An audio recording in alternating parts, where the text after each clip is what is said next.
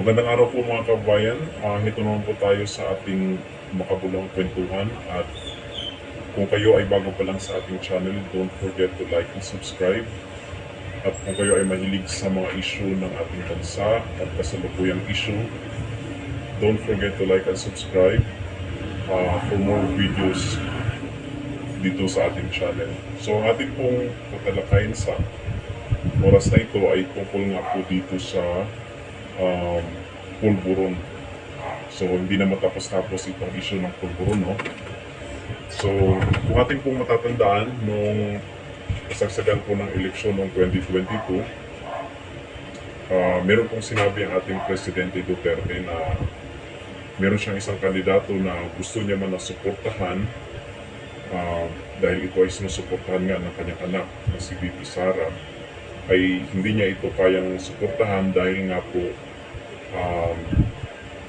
nagpupulburon daw. So yan yung sinasabi, or nagpo-cocaine or nagka-drugs sa madaling sabi. So after nung statement na yon, or yung sinabi ni President Duterte nung panahon na yon, di ba kung maalala natin, bigla-bigla or immediate nagpa-drug test nga itong si BBM at negative naman yung result. So hindi natin alam, pero clear siya noon ang time na yun, at sasagan yun ng kanyang pamamayagpag sa survey, at sa katunayan nga po siya ang nanalo na president, no? So pero hindi po doon na kahit siniraan or ano-anong issue ang pinato kay President Marcos, hindi ito natinag or hindi nagpadala yung mga taga-suporta niya. At hindi doon natapos din yung issue na yun, dahil nga ito nagkaroon ng higwaan or nagkaroon ng bitak itong unit team. Ngayon yung dating magkasama na Marcos at Inday Sara ay nagkakaroon na ng lamat. Okay? So muli pong binuhay yung issue ng pulburon o yung issue ng drugs ni BBM. Pero alam naman natin na professional ito si BBM, at siya na nasa kapangyarihan niya, nasa poder na siya. Di ba? Bakit papatulan yung issue na yan? So ang ginawa niya, binedma na lang, and ngayon kung sino man yung mga taong na nagpapakalat ng false information or disinformation, especially doon sa issue ng drugs, di ba? Ay kinakasuhan na itong si Macanas at yung ibang mga vlogger nga na nagpapakalat ng information dun sa issue na yun. At yun daw ang ground na pwedeng i-destabilize or paalisin sa pwesto ang Pangulong BBM. Pero hindi po sila nag-succeed, no?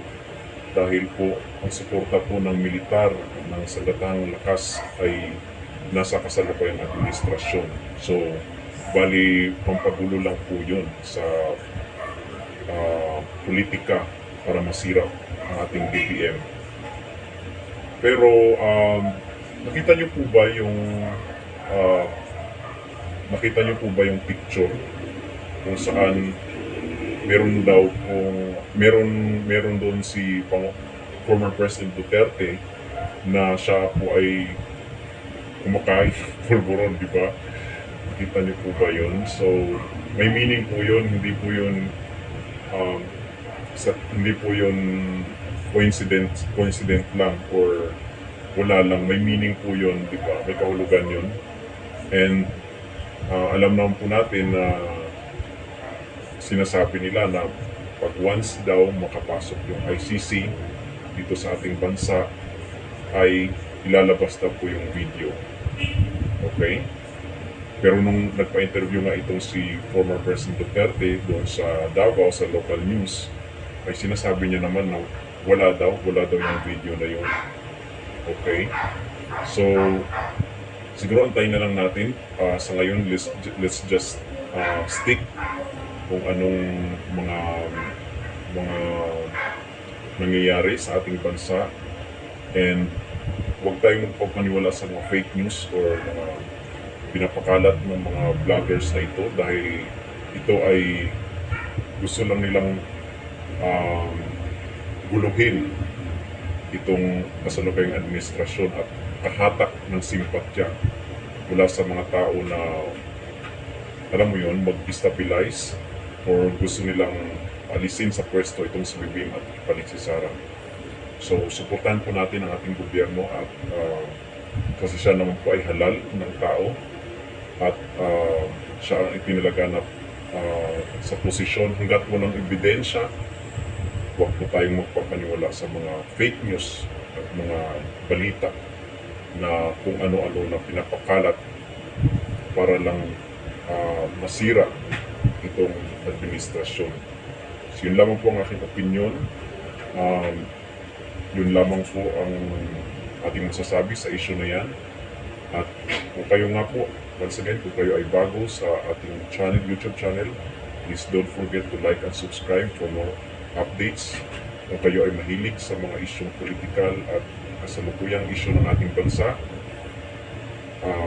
always po tayo mag-upload ng mga video, okay?